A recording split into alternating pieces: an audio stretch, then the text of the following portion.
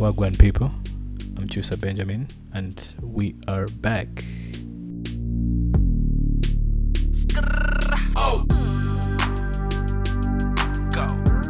So I've started these tutorials on Cinema 4D like throughout this week, and today we're starting with the basics of deformation. So hope you like it. We are presented with this X. It's not the great topology for deformation, but we are going to start by working with deformers, and some options are available to us because essentially some of the rigs are built of a few things: deformers, morphs, and also incredibly important, it's the way you arrange your object in the hierarchy. We're going to start with the very basics, and we are going to look on how we can use deformers. I've picked this piece of particular geometry for a reason, and that is because it has some good areas for deformation, and also this can be animated individually, which is quite interesting. It also has some bad areas for deformation, such as like this middle part where we have a lot of geometry, because here we are going to see some of the creases.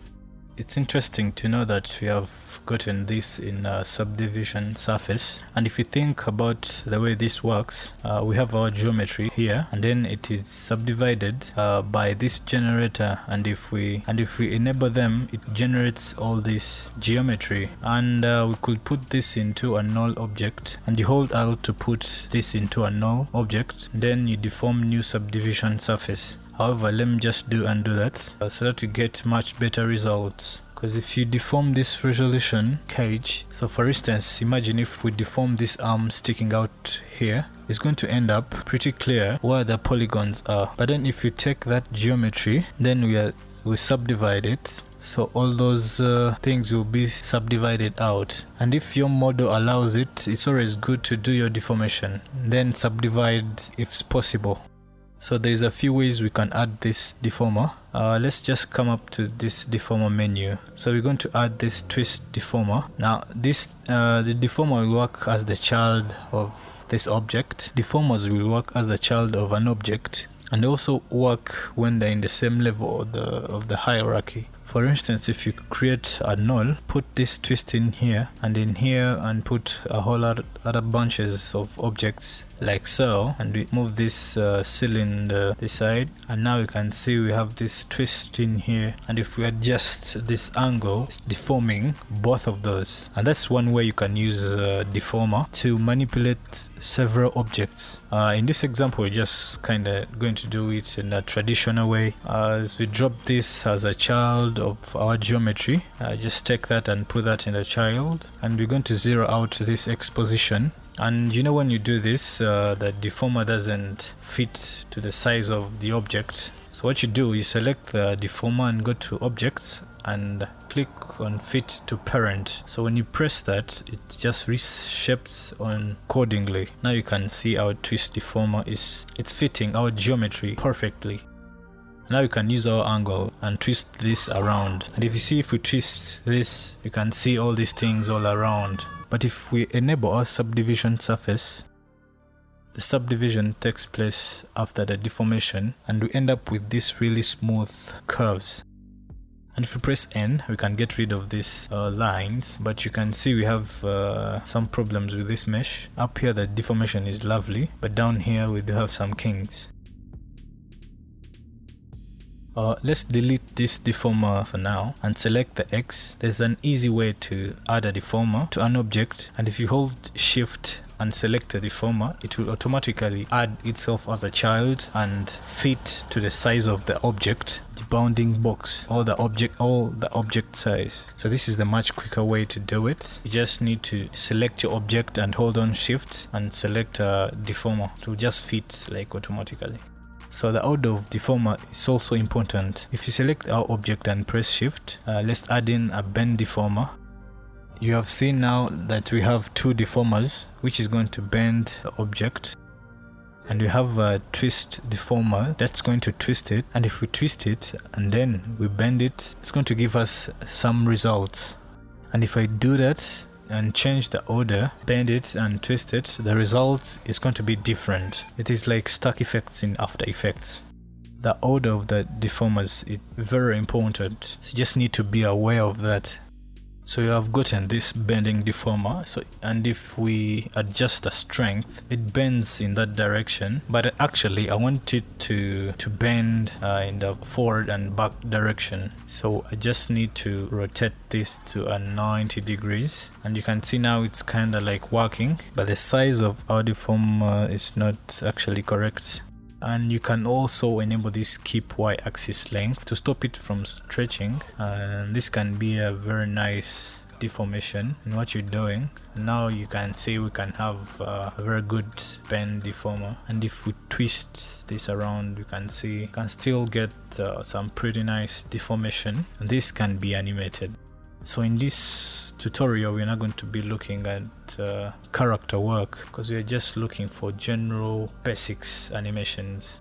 So this is how generally deformers work. Execution is important. Let's look at the few ways we can restrict the deformation in a certain parts of the objects. So for instance, you can have this top part of the X so that it can wave.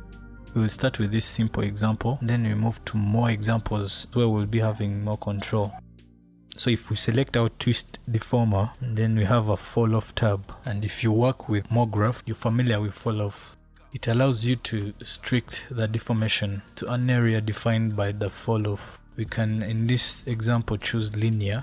When we choose linear, we get this yellow and red gizmo in the viewport, which shows the direction of the fall off. And we have this fall off slider here that tells us the percentage of fall off in that space, and at the moment it's 50. That means fall off is from the red to the yellow. Let's set that to be 100, so that the fall off is full width. And what I want to do is having it set to twist deformer only affects the top of the X. I'm going to set to the fall off to be along the minus Y orientation. You can see the gizmo itself jumps around.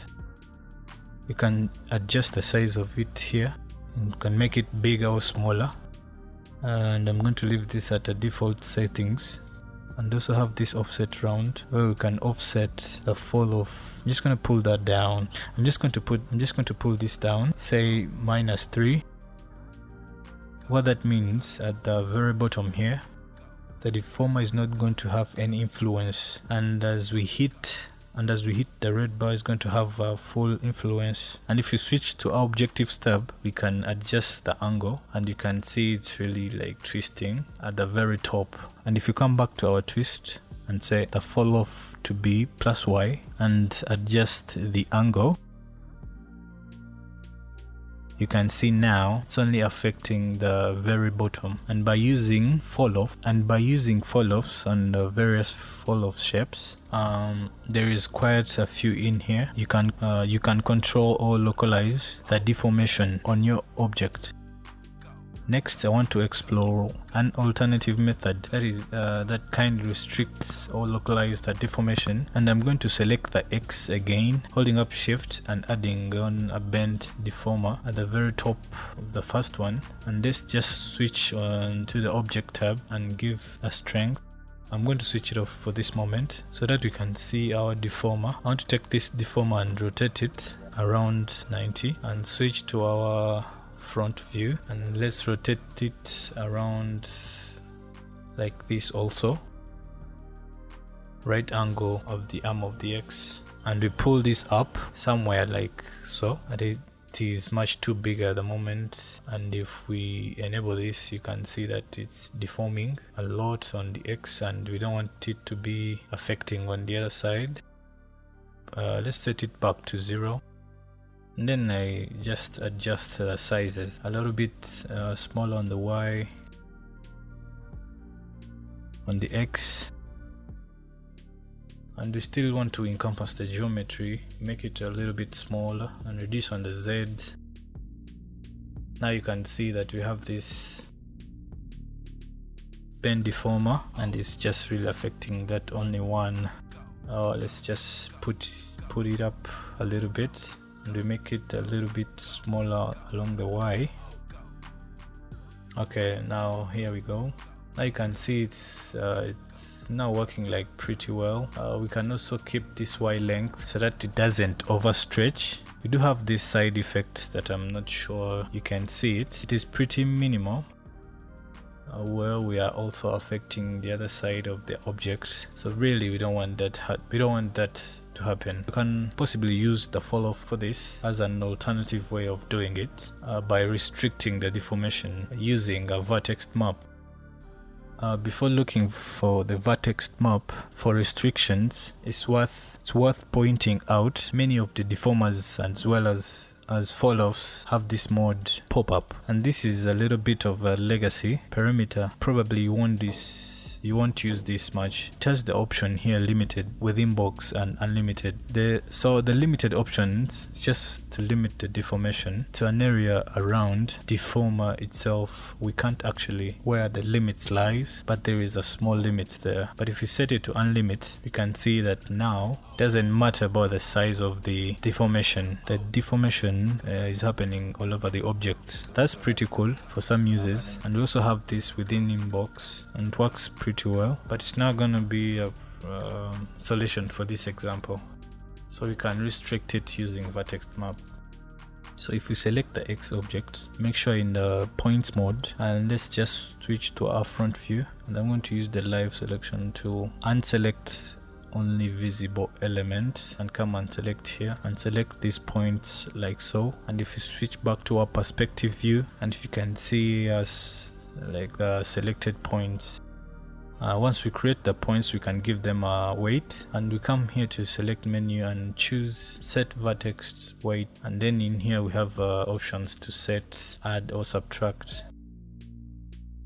So what's going to do is going to apply the weight on this particular vertices points, and if you set that to 100, we can click OK. We can see that now we have a vertex map. If we deselect, we see that it disappears, but if we select this vertex map, we see how that the weight is distributed on the object, distributed on the points of the object. So here you can see the bright yellow, which means it's 100% weight, and where there's red means that there's no weight at all. And if you come to the character menu, in here we have a paint tool. A paint tool is designed for working with vertex map and does other few things. We have different ways we can apply weight. We can add to it, subtract, we can set to absolute value, we can use it to smooth out some vertex weighting that we have already done. You can use the brush to smooth out the painted weight on the object, depending on where you want it to have an influence. So vertex map can be used for various sort of stuff. So vertex map can be used for various sort of stuff. Vertex with shader. You can also use it with deformers with what we call the restrictions tag. So if we select our bend one, then go to tags, Cinema 4D tags, and then come down and add restriction tag. Restriction tag allows you to drag a bunch of vertex map in here, depending on how you want to restrict the deformation from this object. So what we need to do really here is drag this vertex map into this slot, and we say we want this to have 100% influence on these points. In other words, where it's weighted 100%, it will have 100% deformation, and where the weight is 0, the deformer won't affect it at all. You can also use regular points selection tag in here, but you'll find if you use the point selection, you will see like cutoffs of points that are fully deformed, others not deformed. It can be like quite harsh. So the vertex map are probably the best option. They give you a chance to blur and smooth the strength from 100 to 0 without that abrupt cutoff. Now if you select this bend deformer 1 and we adjust the strength, you'll see that it's not having any effect on the other side. So we can prove that by making this much bigger, and if we adjust, it's only affecting that particular part of geometry. And if we delete that restriction tag, you can see that it will be making quite big effect on the other side. Just undo that. So there we go. So using restriction tag is a great way to deformation on certain parts of the object. So as you can see, by laying different stack of deformers using a combination of fall off restriction tags, it can pay off some quite complex rigs. So this example is very simple, of course. You'll be seeing more in future, so hope you like it. I'll be giving more basics on how to use Cinema 4D, so consider subscribing. Don't forget to like and share. Please subscribe down here. Come on.